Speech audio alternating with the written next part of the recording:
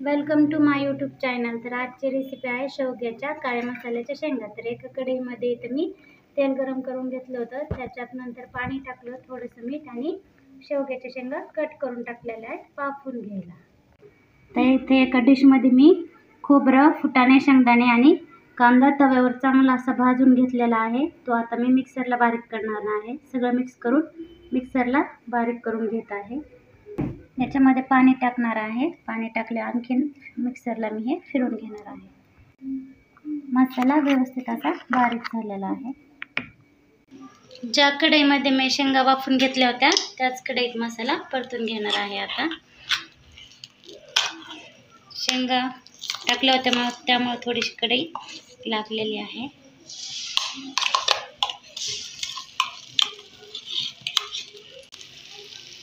मसाल्यामध्ये मी 2 चमचे लाल तिखट टाकून घेणार आहे। त्यानंतर 1 चमचा काळा मसाला, थोडीशी हळद मिक्स करून घेते व्यवस्थित।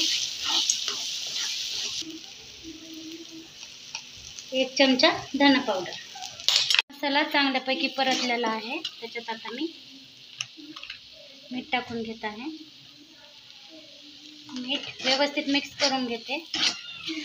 त्याच्यानंतर बारीक कट केलेली कोथिंबीर स्वच्छ धुवून घेतली होती मी ती। त्याच्यानंतर गरम केलेलं पाणी गरम करून टाकल्यावर भाजीला छान असा लाल कलर येतो, त्यामुळे मी पाणी गरम करून घेते। मसाला पाण्यात व्यवस्थित मिक्स करून घ्यायचा।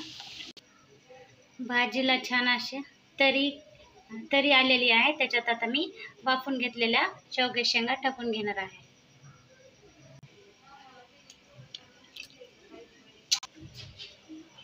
भाजीला छान असा कलर तरी आलेली आहे।